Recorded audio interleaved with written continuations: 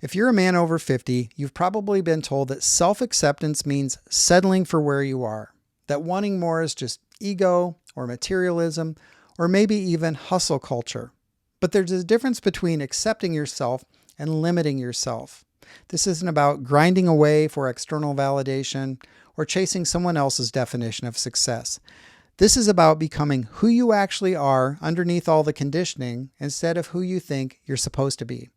The beliefs I'm about to share aren't just holding you back from achieving more, they're preventing you from discovering what's actually possible when you stop putting yourself in boxes that were never meant to fit. Here are 9 self-limiting beliefs that keep intelligent, capable men living smaller lives than they're meant to live. 1. It's too late to start something completely new.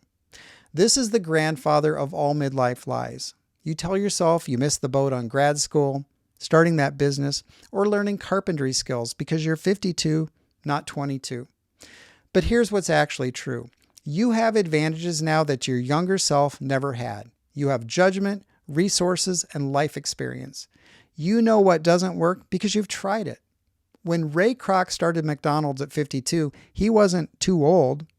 He was finally old enough to understand what actually builds a business. The same expertise that makes you valuable at work makes you dangerous as a beginner in something new. Age isn't your limitation, it's your competitive advantage. The only thing that's too late is waiting until tomorrow to start. 2. People will think I'm having a midlife crisis.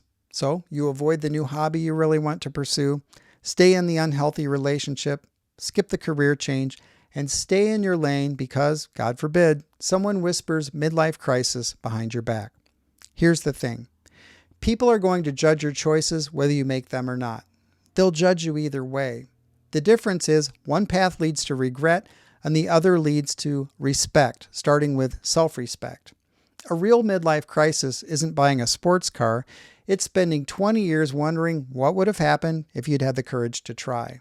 The people who are whispering about your so-called crisis are usually the ones living in quiet desperation. Their opinion says more about their fear or jealousy than your choices. 3. I'm not the type of person who does X.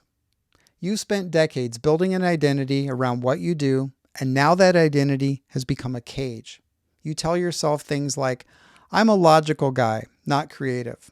I'm the responsible one, not the risk taker. I'm practical, not a dreamer. You've confused your skills with your essence, your role with your potential. Most of the types of people you admire started out as something completely different. Harrison Ford was a carpenter. Colonel Sanders ran a gas station and other small businesses before starting KFC in his 60s. Your current identity isn't your permanent address. It's just where you've been staying. The most interesting men over 50 aren't the ones who stayed consistent with who they were at 30. They're the ones who had the courage to become who they were meant to be at 50. You're not betraying your true self by trying something new. You're discovering parts of yourself that have been waiting for permission to exist. So stop asking if you're that type of person and start becoming the type of person you want to be. 4. My family depends on me too much to take risks. This is responsibility disguised as an excuse. Yes, you have obligations. But you also have a responsibility to model what it looks like to live true to yourself. Your kids don't need a martyr. Even if they're adults now, they need a father who shows them that growth doesn't stop at 40. Your spouse or partner deserves the real you, not a version of you that's slowly disappearing into safety and routine out of fear. The biggest risk isn't taking a chance on something new. It's teaching the people you love that dreams have expiration dates. When you use your family as a reason to play it safe, you're not protecting them. You're showing them how to settle. Real security comes from knowing you can adapt and create, not from clinging to what you have because you're afraid to pursue what you want. 5. I should just be happy with what I have. Gratitude becomes a prison when you use it to shut down legitimate desires for something more. There's a difference between appreciating your life and settling for it. You can be grateful about your career while acknowledging it no longer fits. You can appreciate your relationship while working to make it better. Contentment and complacency are not the same thing.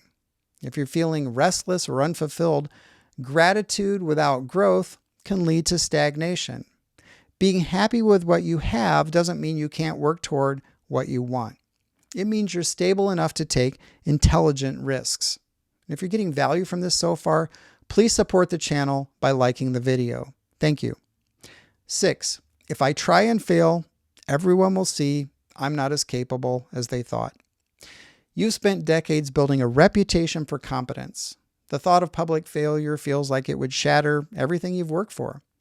But here's what's really happening. You're confusing your track record with your identity. Your worth isn't determined by your success rate. It's proven by your willingness not to quit.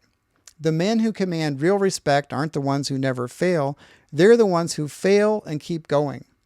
Every successful person over 50, regardless of how you define success, has a graveyard of failed attempts behind them. And the difference between whether you see yourself as winning or losing isn't the number of failures, it's what you do after you fail, because we all fail. People who matter don't lose respect for you when you try and miss.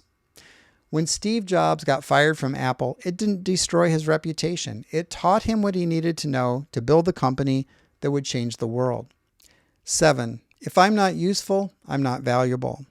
You made yourself indispensable by being the go-to guy, the fixer, the one who handles everything. But somewhere along the way, being needed became your entire sense of worth.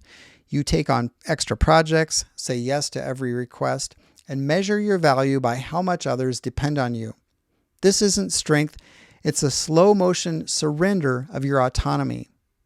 Your value as a man isn't determined by your utility to others.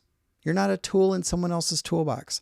You're a human being with your own needs and dreams. The irony is, the more you give up yourself to be useful, the less valuable you actually become. People respect men who have boundaries, not men who have no limits. And when you stop making yourself available for everything, you become available for what actually matters.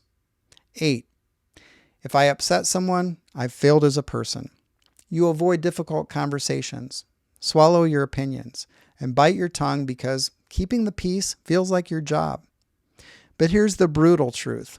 Harmony at any cost isn't peace. It's avoidance dressed up as kindness. Healthy relationships can handle friction. The people worth keeping in your life don't need you to be agreeable all the time. They need you to be honest. When you avoid upsetting people, you're not protecting the relationship. You're preventing it from becoming real. Conflict isn't the enemy of connection.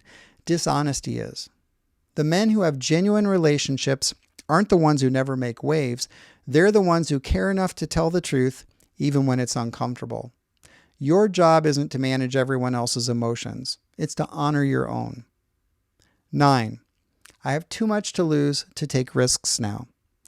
You've accumulated assets, reputation, and stability. The thought of jeopardizing any of it feels reckless. But the biggest risk isn't losing what you have, it's never discovering what you could become. Every successful man over 50 reached a point where he had to choose between protecting what he had built and pursuing what was possible. You don't have too much to lose, you have too much to gain by staying stuck. The security you're protecting is real, but so is the life you're not living. Sometimes the most dangerous thing you can do is play it safe.